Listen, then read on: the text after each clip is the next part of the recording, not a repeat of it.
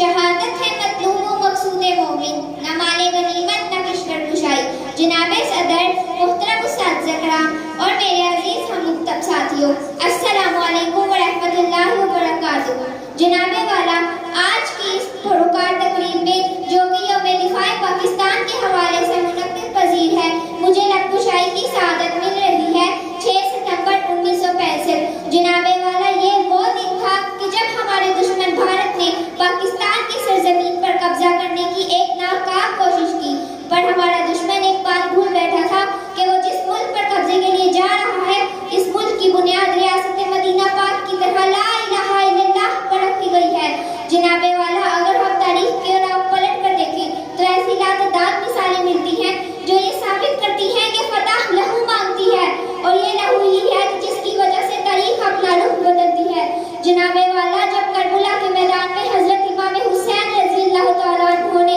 Yazid के आगे sir झुकाने से इनकार किया